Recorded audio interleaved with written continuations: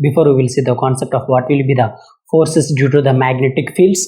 Now let's see the another important concept, that will be the inductors or the inductances. Okay, so in this session what we have to see mainly means you have to be taking in wire. Okay, in that wire you have to be given in some sort of supply voltage.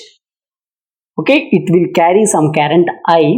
What the thing you have to do means, after taking the some length of the wire, you just want to twist that wire. Okay, you just twist the wire. Okay, at that twist there will be some sort of current be flowing, and as well as a magnetic field also be present. If you want to solve that circuit, whatever the answer you have to be get, that will be the inductors or the inductances.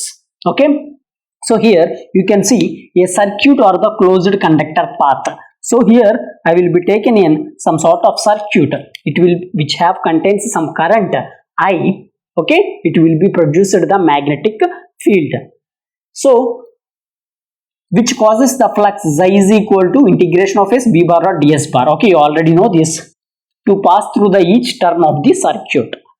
Okay, for each turn this much of flux has to be passed in the closed circuit. Xi is equal to integration of S B bar dot ds bar. So in this session you have to be clearly observed, this be my supply voltage, this be my supply voltage. Okay, so it will carry some current I. It will carry some current I. Now in this wire what I have to do means, I will be just twisted the wire like this. I will be just twisted the wire like this. Okay, I will be twisted my wire like this. In that twisted wire, it also be the carrying the current I. Here also it will be the carrying current I like this. Carrying the current I. So in this definition, here in this circuit you can observe clearly, this be the closed circuit, right? I will be taken these two wires, I will be just twisted that wires like that. So here this be the twisting be present. Here you can observe clearly, there will be some sort of magnetic field, that will be the flux be produced. That flux be the Xi is equal to integration of S B bar or ds bar. So here you can see, if you want to take the magnetic field strength, the magnetic field strength be like this. So this be your B bar. The magnetic field strength be like this. Okay.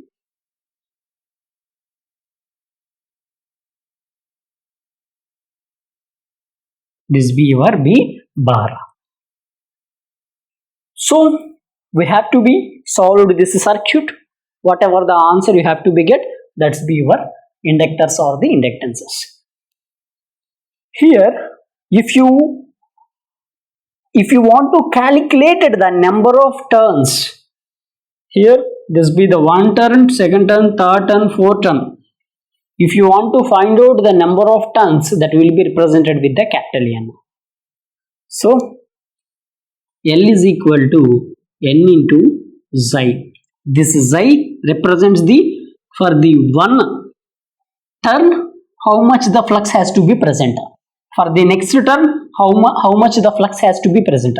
For the next turn how much the flux has to be present. You already know lambda is directly proportional to electric field intensity, right? So that means if I want to increase my lambda, if I just want to increase my lambda, obviously my electric field also be increased. Suppose if I want to decrease my lambda, obviously my electric field intensity also be decreased. Okay, this was the important conclusion. So what will happen if you want to take lambda is equal to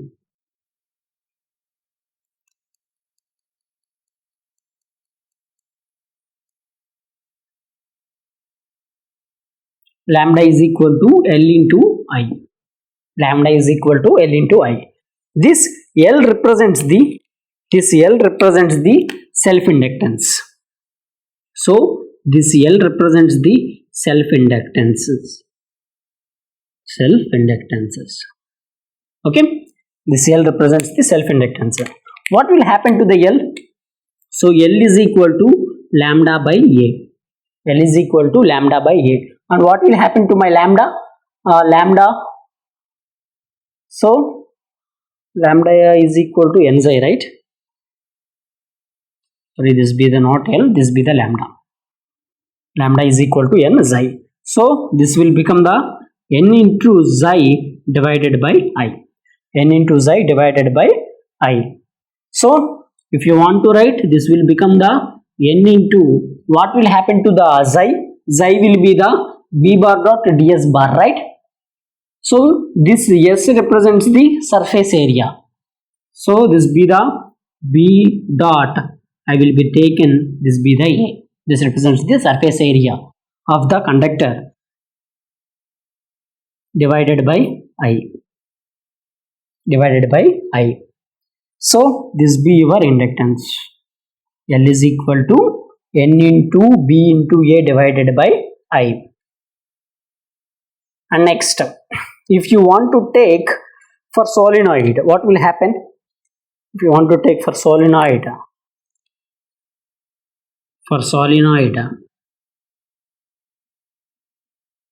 okay, for solenoid, what will happen to your magnetic field strength?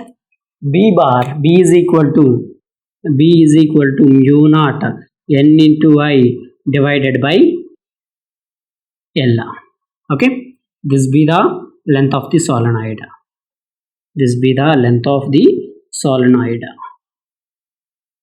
So substitute in this here L.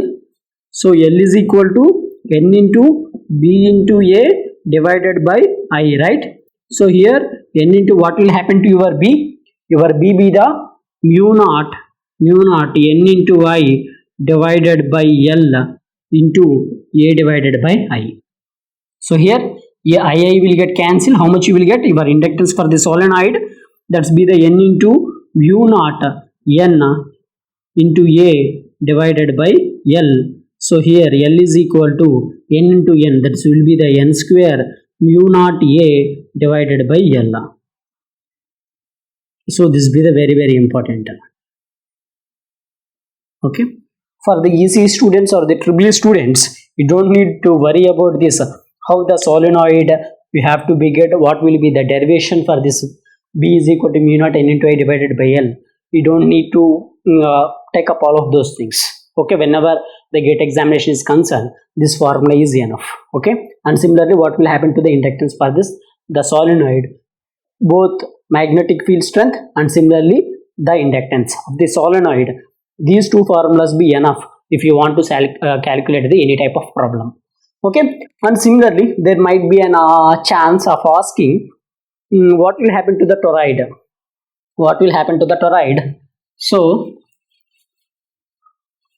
So for example, if you want to take for the toroid,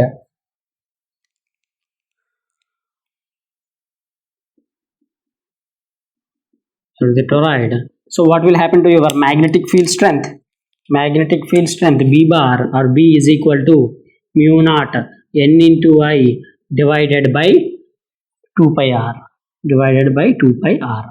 Okay, now substitute in the inductance formula. L is equal to n into B into A divided by I. So here n into, what will happen to your B? B be the mu naught n into I divided by 2 pi r into A divided by I, right? So here II will get cancelled.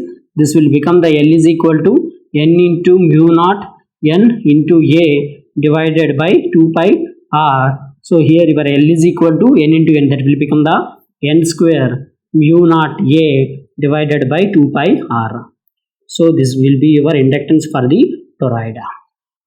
Okay, these two formulas you have to be remember, and similarly this formula also you have to be remember. L is equal to n into B into A divided by I. Okay, this is it for this section. In the next class we will try to see what will be the Faraday's law. Okay. Thank you.